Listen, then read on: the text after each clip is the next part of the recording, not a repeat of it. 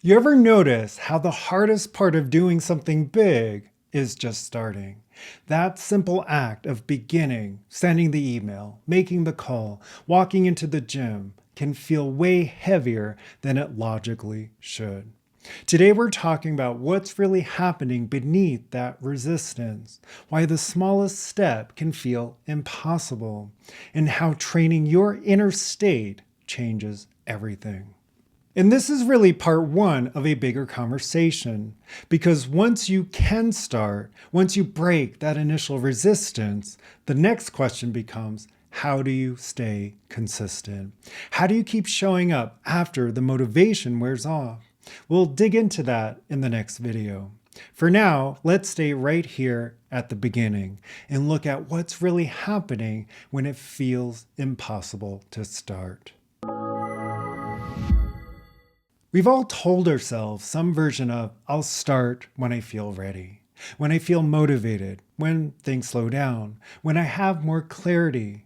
But here's the thing, motivation isn't a starting point. It's a response to momentum. You don't find motivation, you generate it. And you generate it through action, even when the emotional state you're in doesn't feel like acting. See, the nervous system loves predictability. It would rather stay stuck in a familiar discomfort than risk the unknown. That's why starting something new triggers hesitation, distraction, or even exhaustion. It's not laziness, it's pattern. The body's simply been trained to associate big task with threat. And when that happens, the emotions that surface, fear, pressure, self-doubt, start to shape the thoughts that follow. I'm not ready. This is too much. Maybe later. Those thoughts influence what you do next or don't do. Once you see that link between what you perceive, what you feel, and what you do, you can start to interrupt it. Let's look at that pattern more closely. Imagine someone who's been meaning to start a business. They've got ideas, passion, maybe even a plan. But every time they sit down to work, their mind goes blank. Their chest tightens. Suddenly, reorganizing the kitchen feels urgent. That's not random. That's a nervous system in fight or flight. Somewhere deep down, the brain's interpreting the unknown as danger.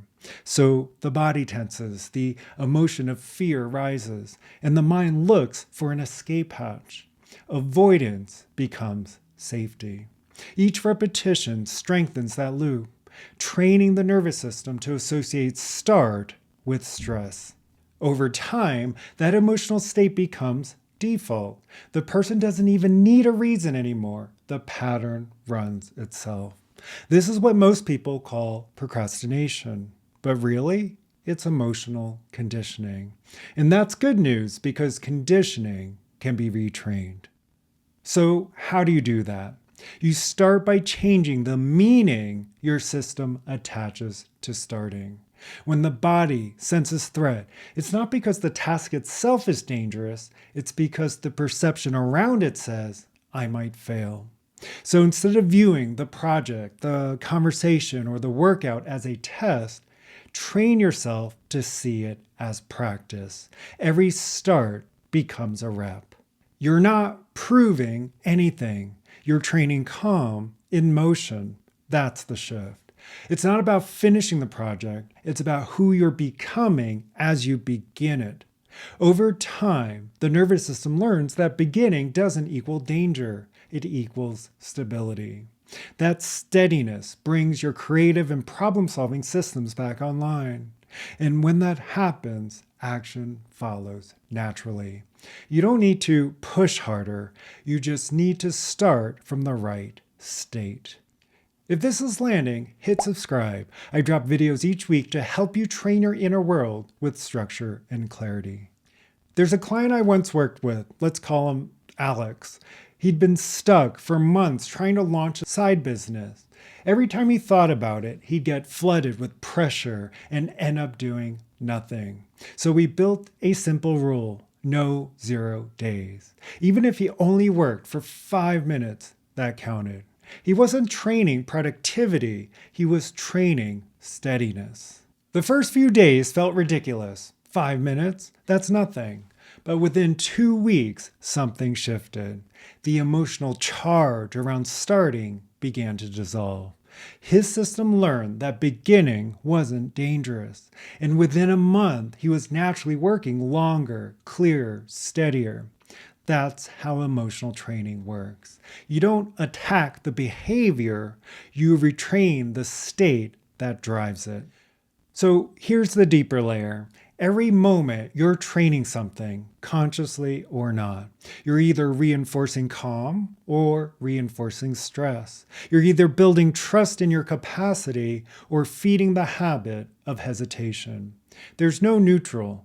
Every emotion, thought, and action loops back into your system as data.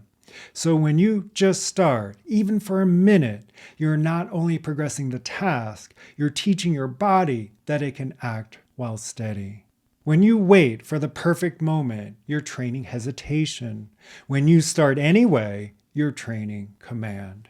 And command isn't control. It's the ability to choose your internal state regardless of circumstance. That's where real power lives.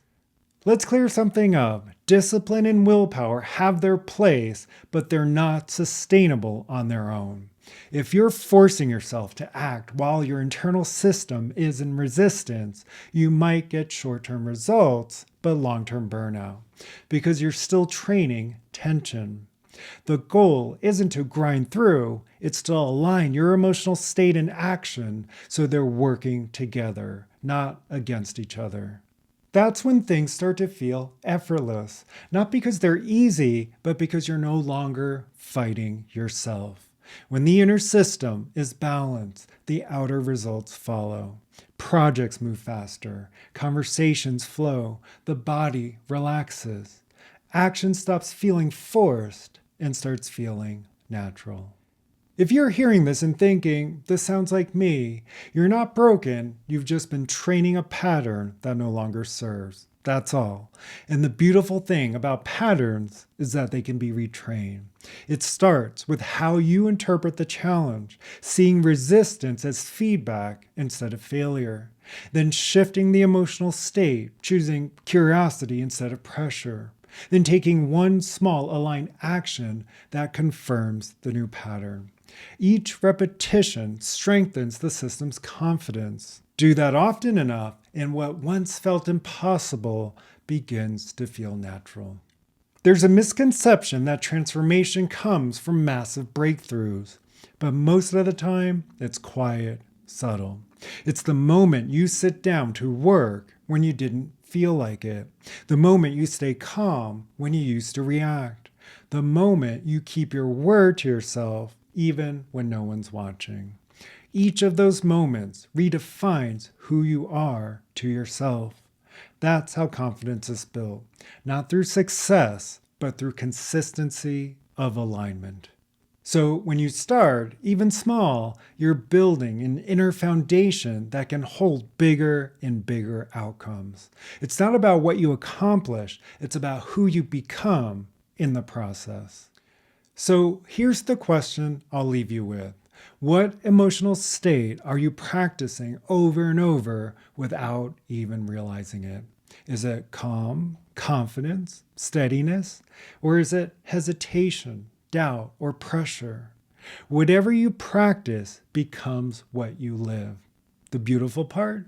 You can start retraining it today, even right now. Take one small action. Do it with steady breath and clear intention. Notice the shift in how you feel after, not before.